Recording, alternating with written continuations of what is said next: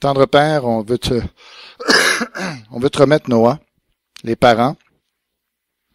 Seigneur, c'est des parents comme n'importe quel parent qui sont blessés, qui sont tristes, qui aimeraient que leur enfant vive. Seigneur, nous autres aussi, on aimerait te demander, on aimerait venir au pied de ton trône ce matin et leur montrer combien tu es bon, Seigneur, même s'ils ne te connaissent pas.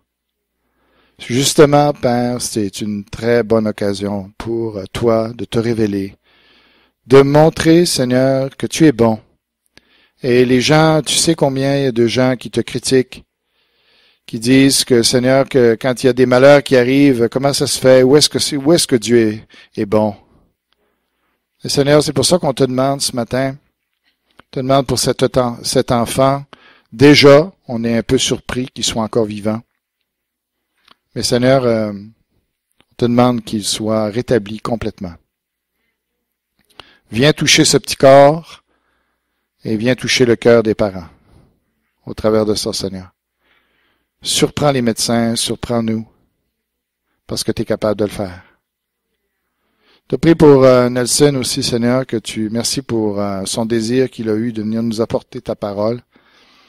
Seigneur, saisis-toi de lui. Que vraiment ton esprit puisse lui remettre en mémoire ce qu'il a médité pour nous. Que tu lui donnes la liberté, Seigneur, d'apporter ta parole avec puissance, avec conviction. Sois avec lui, dans le nom de Jésus. Amen. Je vous invite à tourner dans vos Bibles, dans l'Évangile de Jean.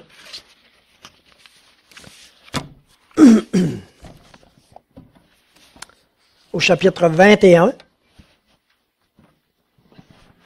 les versets 14 à 19.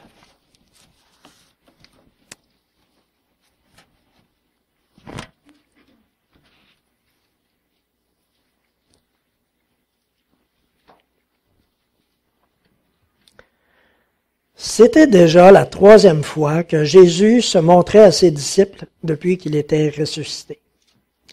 Lorsqu'ils eurent mangé, Jésus dit à Simon-Pierre, « Simon, fils de Jonas, m'aimes-tu plus que ceux-ci? » Il lui répondit, « Oui, Seigneur, tu sais que j'ai de l'amour pour toi. » Jésus lui dit, « Nourris mes agneaux. » Il lui dit une 2e fois, « Simon, fils de Jonas, m'aimes-tu? » Pierre lui répondit, « Oui, Seigneur, tu sais que j'ai de l'amour pour toi. » Jésus lui dit, « Prends soin de mes brebis. » Il lui dit la 3e fois, « Simon, fils de Jonas, as-tu de l'amour pour moi? » Pierre fut attristé de ce qu'il lui avait dit la 3e fois, « As-tu de l'amour pour moi? » Et il lui répondit, « Seigneur, tu sais tout. Tu sais que j'ai de l'amour pour toi. » Jésus lui dit, « Nourris mes brebis. En vérité, je te le dis, quand tu étais plus jeune, tu mettais toi-même ta ceinture et tu allais où tu voulais.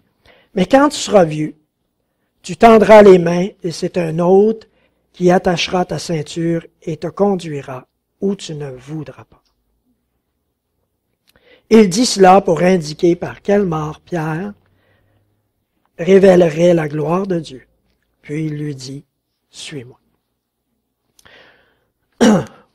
Au Québec, l'émission Tout le monde en parle a popularisé une certaine expression. Je pense que vous devinez déjà laquelle. La question qui tue. Lorsqu'une population adopte justement une expression comme celle-là, ben on s'aperçoit qu'elle est de plus en plus utilisée. Donc parfois, on va voir dans nos médias la question qui tue. Dans les réunions, les animateurs vont utiliser la question qui tue. Dans les conversations de monsieur et madame tout le monde, on entend un petit peu ici et là la question qui tue. Tout comme l'expression anglaise d'où elle est tirée, de killer question, on comprend que le mot tue ne doit pas être pris au sens littéral. Donc, la question qui tue, c'est pas une question qui risque de te donner une syncope une fois que tu vas l'avoir entendue.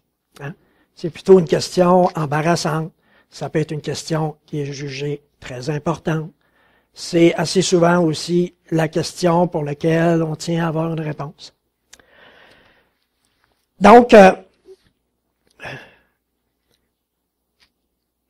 toute notre vie, il faut considérer qu'on va avoir à faire face à des questions. Il y a des moments pour poser des questions, il y en a d'autres pour y répondre. Il y a des questions futiles, mais il va y avoir aussi des questions importantes. Ce matin, j'ai pas l'intention de vous poser une question qui tue. J'ai pas non plus l'intention de faire une exposition sur le texte qu'on a lu d'entrée de jeu. Mais j'espère que je vais vous avoir sensibilisé suffisamment pour que vous réalisiez l'importance de vous poser certaines questions. Mais ça ne sera pas des questions qui tuent qu'on devrait se poser, mais plutôt des questions qui régénèrent. Des questions qui vont nous permettre de nous rapprocher de Dieu, qui vont avoir pour effet de nous sanctifier, de nous encourager et de nous faire vivre davantage la vie abondante que Dieu a prévue pour nous. Aux États-Unis, il y avait un psychothérapeute chrétien dont la spécialité était d'aider les couples en difficulté. Vous pensez peut-être que même si c'était un psychothérapeute chrétien, que le plus gros de sa clientèle, c'était des inconvertis. Ben non, détrompez-vous. Le plus gros de sa clientèle, c'était des couples chrétiens. Ben, les chrétiens aussi, ils peuvent avoir besoin d'aide dans leur vie de couple. À quelque part, si déjà, je peux avoir besoin d'aide dans ma vie personnelle, à plus forte raison, c'est justifié lorsqu'il faut ajuster deux vies ensemble, de considérer que parfois, je peux avoir des besoins. Et il n'y a pas d'honte à cela. Vous savez aussi que, habituellement, ce sont les femmes qui vont consulter. Ils ont beaucoup moins de difficultés que nous, les hommes, à s'exprimer sur ce qu'ils vivent, sur les problématiques qu'ils connaissent. Pour nous, les hommes, c'est un peu plus difficile. Moi, en réalité, j'ai consulté une fois dans ma vie. Bon, c'est sûr que dans notre région, on n'a pas ça, des psychothérapeutes chrétiens. En tout cas, dans les régions, habituellement, ils sont durs à trouver. Même au Québec, il n'y en a pas une tonne. Mais j'ai envie de vous dire que vous pouvez quand même toujours vous contenter d'un Jean Pascal. Ça peut faire la fête. Et j'irais par contre me corriger un petit peu. Je pense que les meilleurs consultants, les meilleurs conseillers dont on peut bénéficier, nous les chrétiens, ce ne sont pas nécessairement des professionnels, des spécialistes. Oui, ces gens-là ont des connaissances qui parfois peuvent être utiles. Je ne veux pas dire qu'on ne devrait jamais, en tant que chrétien, consulter un professionnel. Mais il y a des choses, il y a quelque chose qu'un consultant chrétien, qu'un pasteur, et peut-être même qu'un simple chrétien à qui Dieu a donné un don particulier, peut faire, que souvent un conseiller, et principalement un conseiller du monde, ne pourra pas faire. Et moi, comme un homme qui n'avait pas tendance à aller consulter, qui a tendance à régler les affaires par lui-même, ben, comme j'y allais pas, ma femme m'a fait venir le consultant à moi. Donc, elle a mis Michel la Bible sur mon cas. Je n'avais pas fait quelque chose de grave, je n'avais pas un gros problème. Mais il reste que très rapidement, il m'a apporté l'aide que j'avais besoin. Et ce qui est intéressant, surtout particulièrement, ce que je retiens, c'est que de la manière dont il a fait, si je n'ai plus consulté par après, c'est pas parce que j'étais un orgueilleux qui était capable de régler les affaires par lui-même. C'est parce que cette fois-là, Michel m'avait communiqué tout ce qui était nécessaire. Donc, quand il m'a parlé, il a voulu m'exprimer en premier, il a voulu me rappeler comment Dieu m'aime. Et comment, parce que Dieu m'aime, il est déjà prêt à me donner le meilleur de lui-même. Et à chaque fois, donc, que j'ai eu besoin, c'est ce que j'ai fait. Je me suis rappelé comment Michel était intervenu. Et vous savez, Michel, c'est un gars particulier, ben, comme tout être humain, il a peut-être ses petits défauts. Mais je me souviens d'une fois, peu de temps après que notre fils Ismaël était décédé, Michel était venu aux funérailles, Michel était revenu une fois. Puis à un moment donné, même mon épouse a communiqué, parce que Michel était avec son épouse Ginette. Fait que je me souviens plus exactement comment elle lui a dit ça, mais je sais qu'à un moment donné, dans la conversation, elle a dit, pour moi, Michel, là, c'est comme une doudou. Fait que là, comme Ginette ne voulait pas partager la doudou, la prochaine fois qu'elle a vu Chantal, elle lui a offert une doudou en cadeau. Je savais pas que tu lui avais donné le nom de Michel. Mais on va revenir à notre psychothérapeute parce que je me connais, je vais tellement m'égarer qu'à la fin, je vais être obligé de me bousculer. Donc, en pensant à un psychothérapeute, vous devez vous douter que c'est quelqu'un qui pose beaucoup de questions. Hein? Donc, il pose des questions à ses clients pour les aider à identifier les problèmes. Il pose des questions pour les aider à trouver des solutions. Il va même poser des questions pour les encourager à passer à l'action. Mais un jour, ce psychothérapeute-là, qui passait sa vie à aider les couples en difficulté, est arrivé à la maison. Il y avait une petite note sur la table. Et son épouse lui apprenait qu'elle venait de le quitter. Très rapidement, on pourrait dire, quel cordonnier mal chaussé. Mais il ne faudrait pas juger. Lui-même n'a pas compris. Il n'a pas compris sur le coup. Parce qu'après ça, je ne sais pas s'il a interrompu sa pratique, mais je sais qu'il a passé des mois à essayer de comprendre qu'est-ce qui s'était passé. Comment il n'avait pas pu voir que cette épreuve-là allait lui arriver. Qu'est-ce qu'il avait pu faire. Mais il a surtout aussi posé beaucoup de questions sur toutes ces années de pratique. Il est arrivé à des conclusions qu'il a replacées dans un livre. Et parmi ces conclusions, il y en a une que j'aimerais vous partager ce matin. C'est qu'une des causes fréquentes et une des causes les plus fréquentes de difficultés vécues par les couples, c'est la tromperie. Puis par tromperie, j'entends pas adultère. Hein? Et très souvent, ça va arriver avant même que les gens vivent ensemble. Donc, on parle d'un non-chrétien, il n'y a pas besoin d'être marié. À un moment donné, après se fréquenter, vivre ensemble. Les chrétiens, ils se marient, ils se mettent à vivre ensemble. Et là, ce qu'on constate, c'est qu'on découvre des choses qu'on n'avait pas vues avant. On découvre la face cachée de la lune. Sarcastiquement, j'irais même dire, on découvre le côté obscur de la bête. Et ça nous surprend. Dès le départ, non seulement ça nous surprend, mais ça nous affecte parce que là, on réalise à quelque part que la personne qui nous a séduits n'est pas tout à fait celle que je croyais avoir mariée, n'est pas tout à fait celle que j'ai appris à aimer. Bon, je pourrais mentionner des exemples de situations, juste pour en mentionner quelques-unes.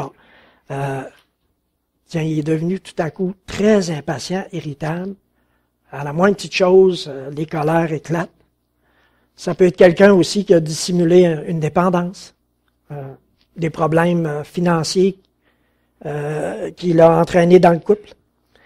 Ça peut être de quoi d'aussi banal qu'un gros problème de flatulence. Il y a toutes sortes de problèmes. Vous ne pouvez pas imaginer ce qu'on peut découvrir en couple qui nous déçoit, qui nous rend insatisfaits, qui peut même nous emmener, et il ne faut pas être surpris de ça, qui peut même nous emmener à remettre en question la survie du couple. Bon, bien entendu, il y a des solutions possibles à une problématique comme celle-là. Le responsable peut corriger finalement ce qui n'est pas apprécié par l'autre. L'autre peut décider aussi d'accepter avec amour et volontairement ce qu'elle n'appréciait pas au début. Et finalement, malheureusement, il y a les ruptures. Et vous n'avez pas idée, justement, combien de séparations peuvent provenir d'une déception qui a été connue dès les débuts. Une déception parce que finalement, pour nous séduire, l'autre ne s'est pas révélé à nous tel qu'il était. Donc, à quelque part, il croyait faire un bon coup pour lui, mais c'est quand même une tromperie pour l'autre.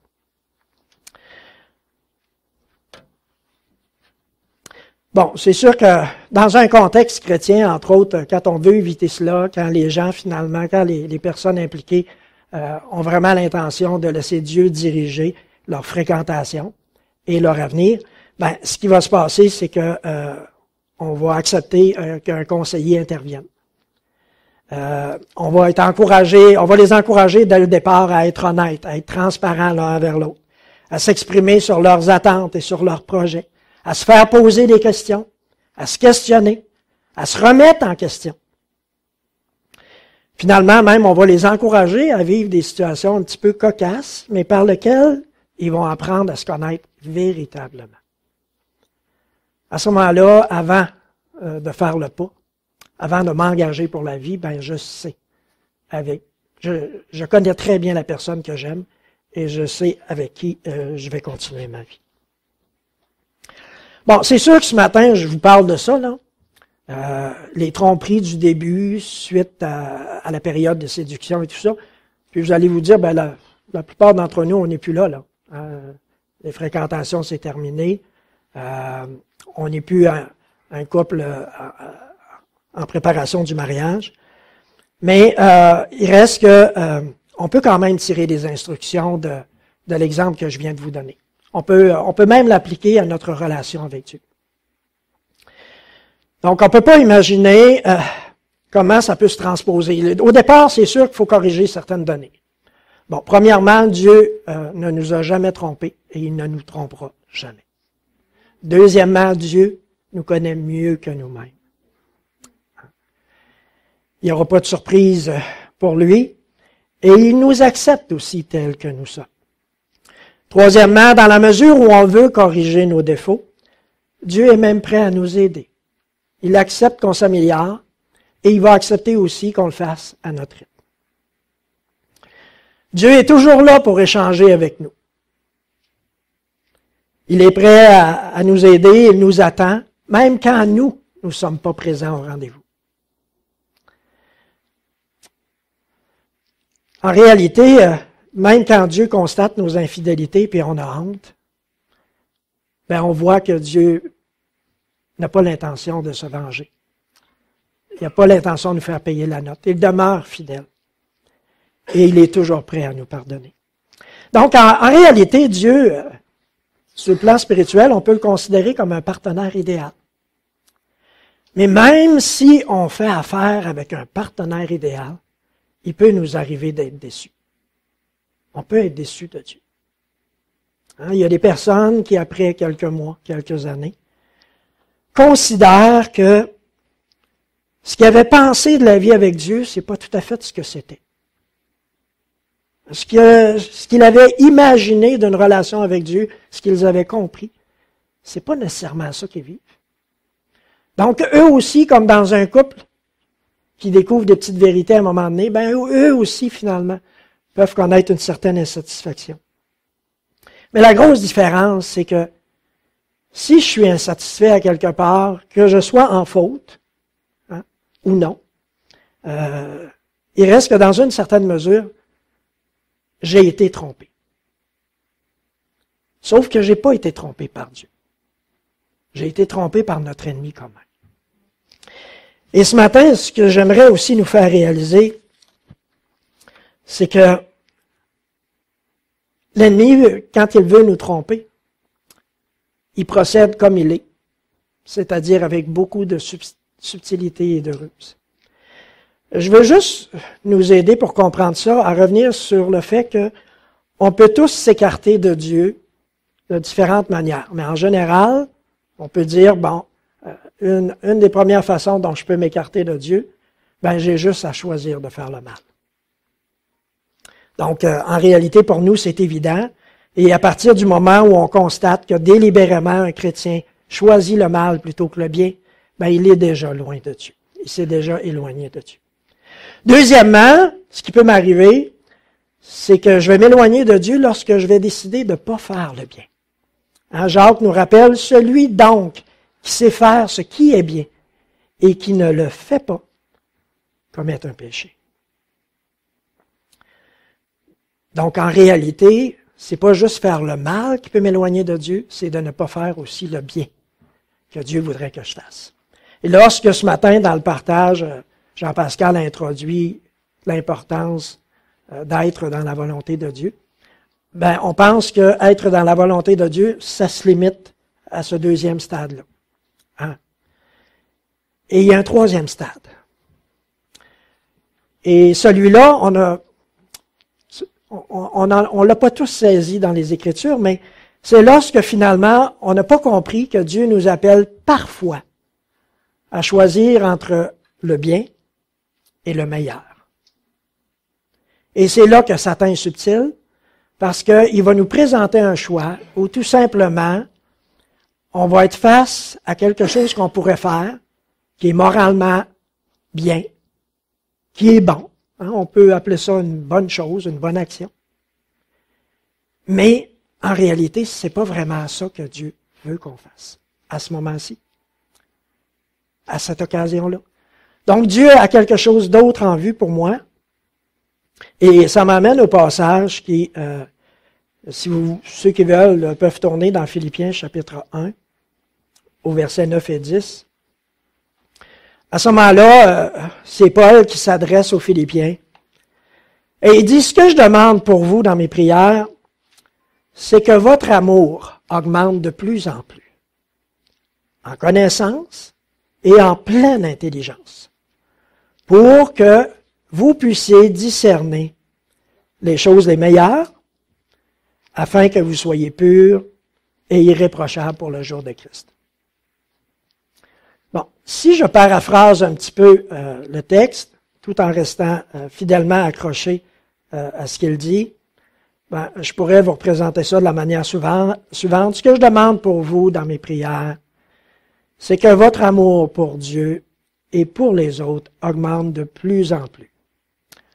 En connaissance, c'est-à-dire par une connaissance véritable de Dieu, mais aussi en pleine intelligence, une intelligence pleine de discernement et de sensibilité, pour que vous puissiez découvrir la voie que vous devez poursuivre afin de mieux aimer, afin d'être capable de découvrir ce que Dieu veut vraiment pour vous.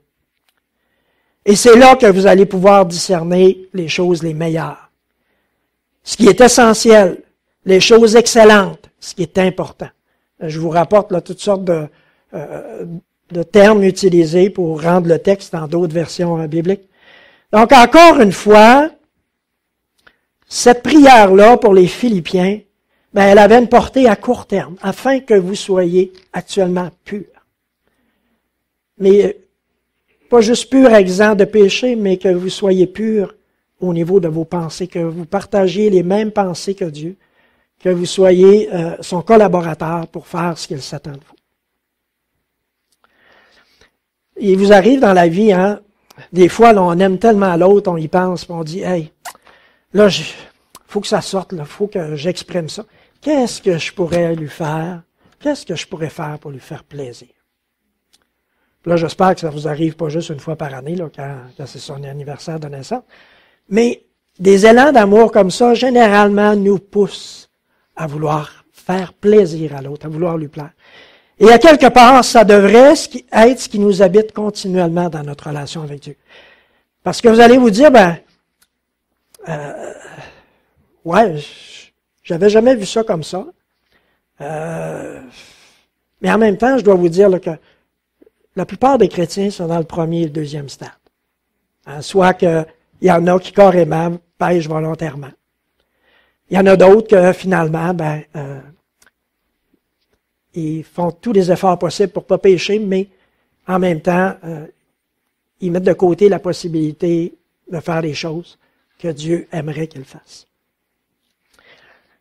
Mais ils ne sont même pas encore rendus au fait que c'est important là aussi de penser comme Dieu.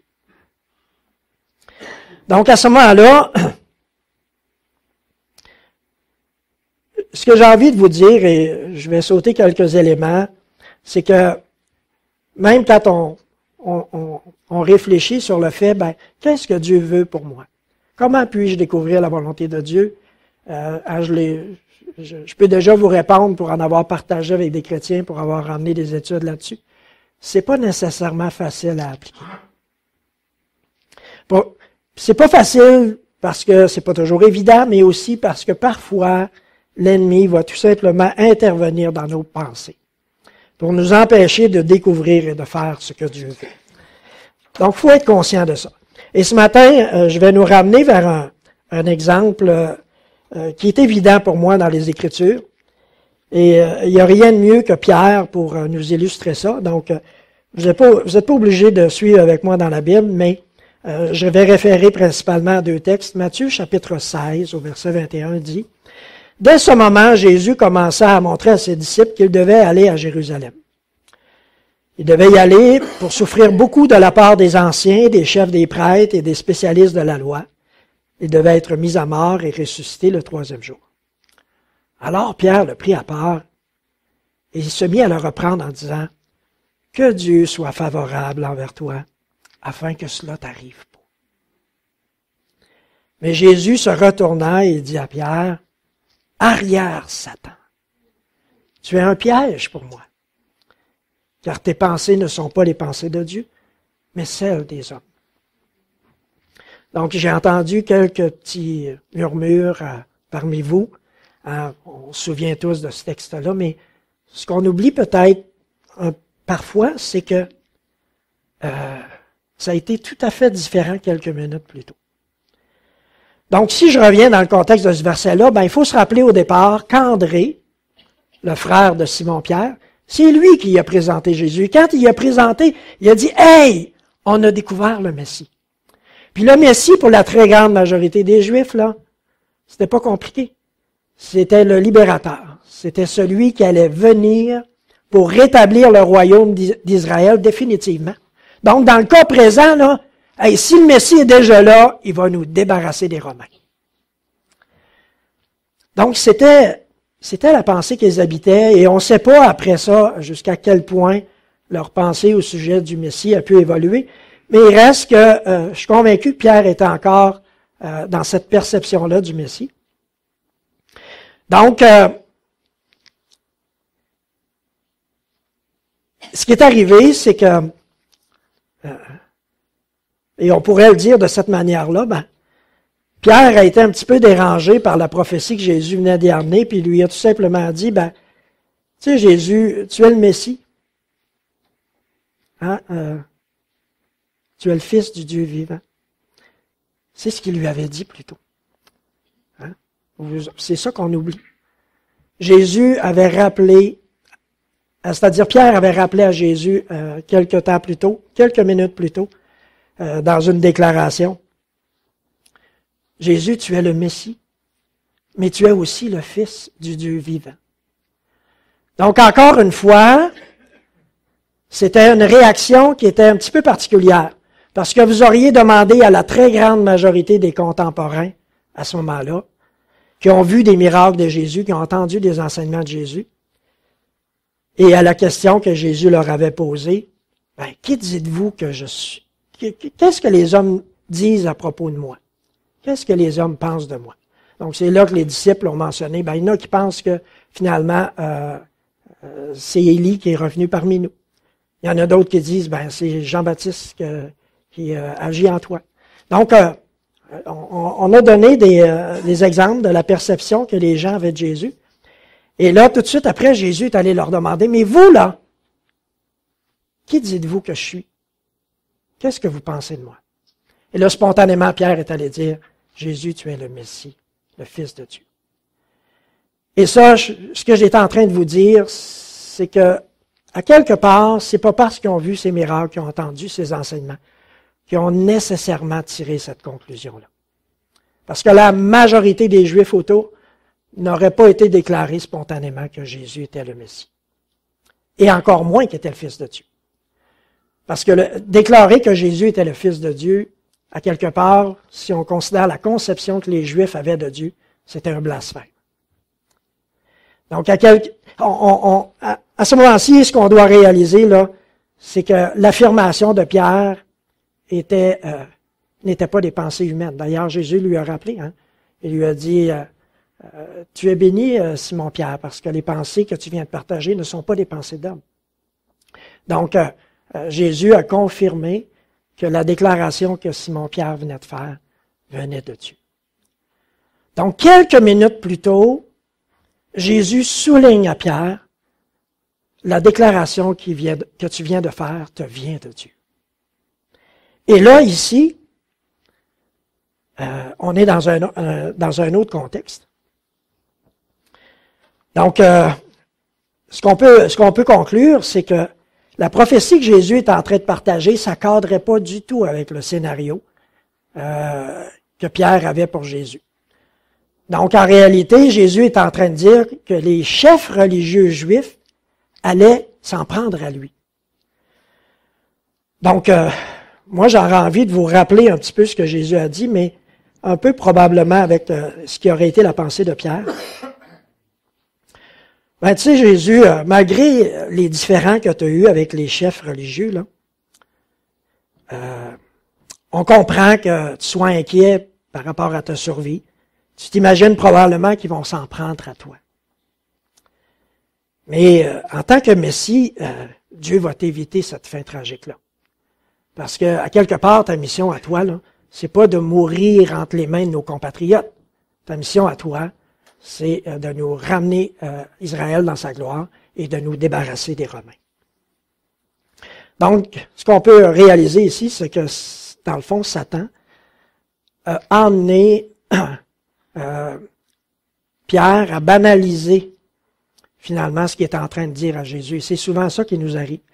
C'est que Satan, en nous imprégnant de ses pensées, ben, il nous amène aussi à banaliser le péché et ses conséquences. Et ça peut avoir beaucoup de portée. Si on continue, par exemple, avec Pierre, ben, vous savez, plus loin, à un autre endroit, Jésus dit, Pierre, je sais que Satan vous a mis à part, toi et les disciples, pour vous cribler. Donc, à quelque part, il a l'intention, il a formé le projet sur vous de s'attaquer à vous, de s'attaquer à votre foi. Mais il dit, moi, je vais prier pour toi et quand tu seras revenu, affermis tes frères. On sait que dans le même contexte, bon, les disciples venaient un petit peu de chicaner pour savoir qui serait le plus grand. Jésus arrive avec cette parole-là.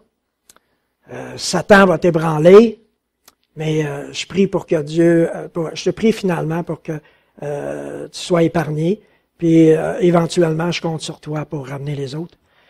Fait que là, Pierre, encore une fois, dans sa spontanéité, il dit, Seigneur, quand même que les autres t'abandonneraient, là, moi je suis prêt à te suivre, n'importe où, jusqu'en prison.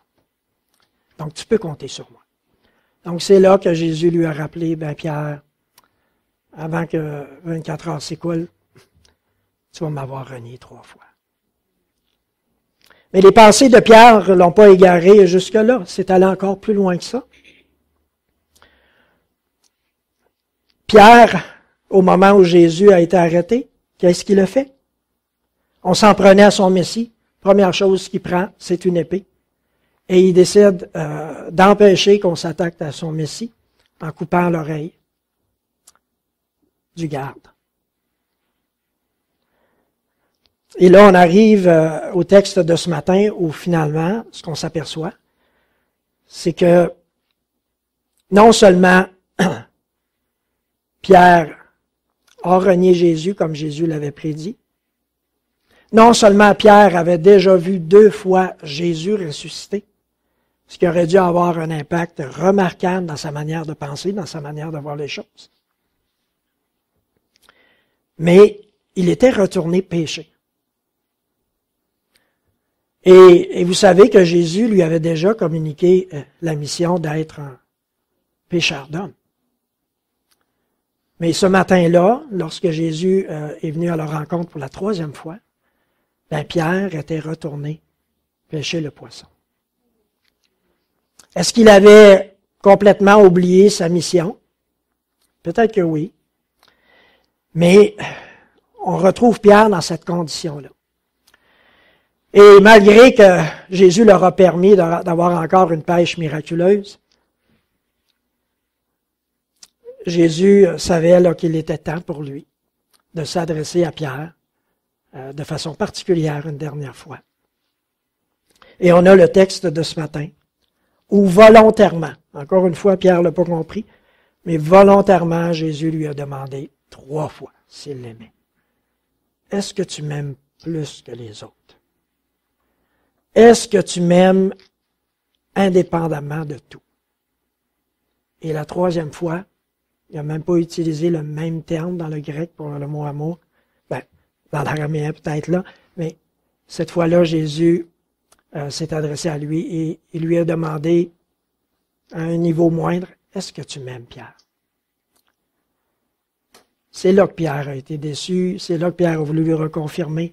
Toi qui sais tout, le Seigneur, tu sais que je t'aime, tu me poses la question, mais tu le sais déjà que je t'aime. Et à chaque fois, Jésus, non seulement Jésus lui a fait avouer à nouveau 3 fois qu'il l'aimait, mais 3 fois, Jésus aussi lui a rappelé sa mission.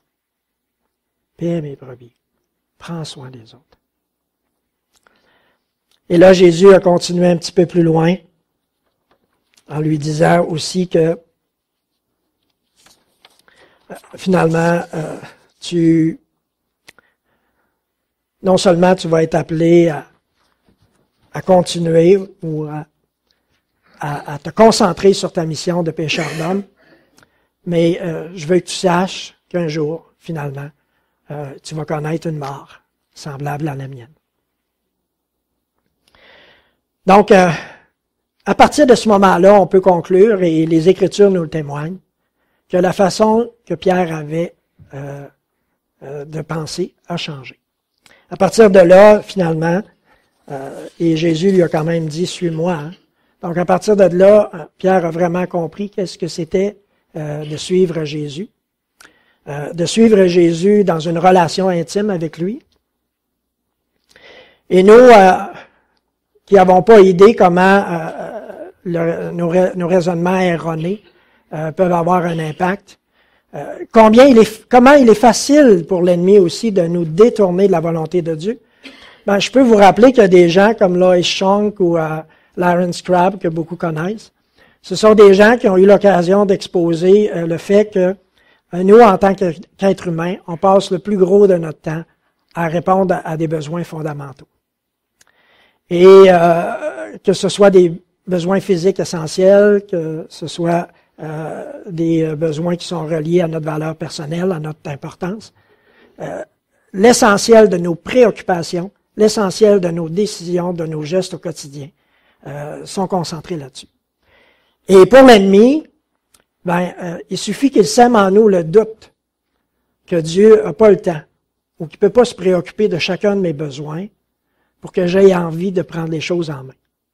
Pour que j'aie envie de me consacrer davantage à ces besoins-là, plutôt qu'à la volonté de Dieu.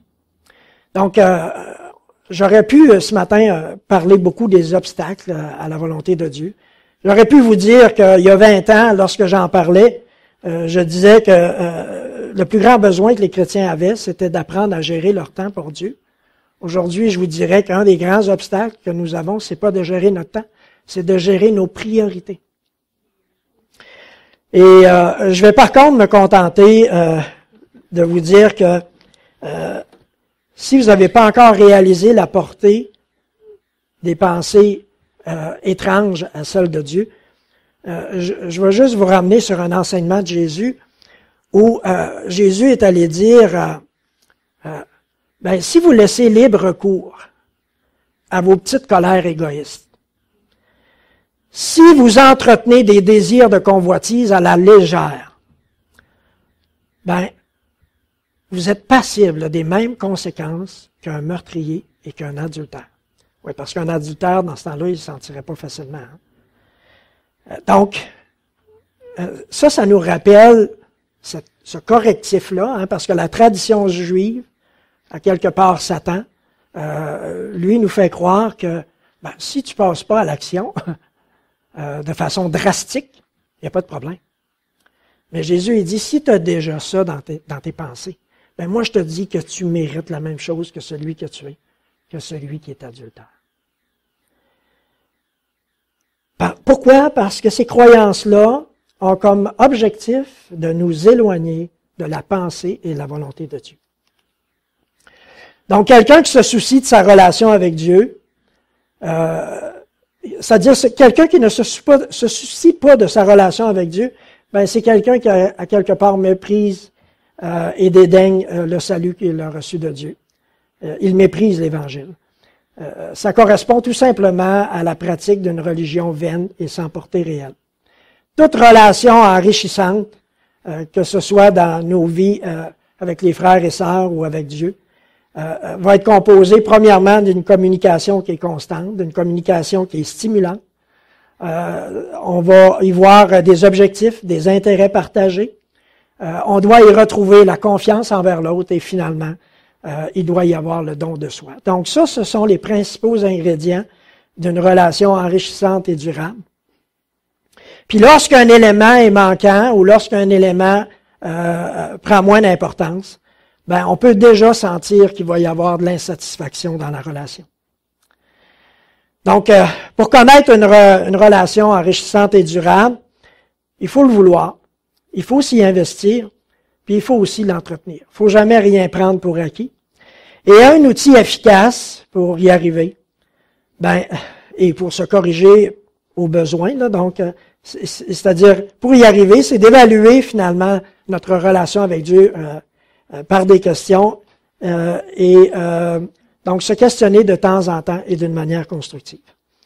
Donc, même si notre relation avec Dieu nous apparaît satisfaisante, si on tient compte des facteurs qui pourraient l'affecter, il faudrait se faire une priorité de réévaluer nos relations et de considérer finalement des questions qui nous régénèrent. Et je vais terminer en vous donnant quelques exemples de questions qu'on pourrait se poser régulièrement. Je prétends pas avoir les meilleures questions. La plupart d'entre elles, vous les avez déjà entendues. Mais ce qu'il faut retenir ce matin, c'est si vous ne les posez pas régulièrement, si vous n'êtes pas alerte au fait que Satan a pu vous détourner dans vos pensées, dans vos motivations, de la volonté de Dieu, eh bien, vous auriez intérêt à considérer ces questions-là plus souvent. Donc, qu'est-ce que je fais pour connaître Dieu et l'apprécier encore plus? À quelle fréquence je consulte Dieu dans sa parole? Est-ce que j'ai des bons moments de conversation avec Dieu dans la prière? Puis si oui, à quelle fréquence? Et si je parle d'une conversation de qualité, et surtout si je parle de conversation, ça veut dire que durant ma prière, je dois me placer à l'écoute de l'Esprit de Dieu. Donc, est-ce que dans mes prières, je prends le temps, je prends du silence pour écouter ce que Dieu a à me dire? Jusqu'à quel point je cherche à découvrir sa volonté et à la mettre en application dans ma vie? Jusqu'à quel point je permets à Dieu de me transformer? Est-ce que je collabore avec l'ennemi pour conserver mes faiblesses ou au contraire, je travaille avec l'Esprit de Dieu pour développer son fruit, pour développer le caractère qui était en Jésus? Et finalement, une dernière question. Est-ce que dans ma vie chrétienne, je suis un conquérant, c'est-à-dire quelqu'un qui partage la victoire de Christ? Est-ce que je suis le bénéficiaire de ses promesses? Est-ce que je suis le récipiendaire de la vie abondante? Parce que vous savez, Jésus, il n'est pas venu seulement pour nous sauver, mais il est venu aussi pour que nous connaissions une vie abondante. Donc, encore une fois, je terminerai en vous disant, si à quelque part avec un partenaire comme Dieu, vous êtes encore insatisfait ou vous avez parfois des moments d'insatisfaction par rapport à Dieu, vous avez des doutes, vous prenez en main certains aspects de votre vie, vous avez intérêt à vous questionner. Et vous avez intérêt à découvrir. Est-ce que j'ai laissé l'ennemi me donner certaines pensées par rapport à Dieu qui me privent non seulement de Dieu, mais de faire sa volonté? Donc, que Dieu nous bénisse et que sa parole soit glorifiée.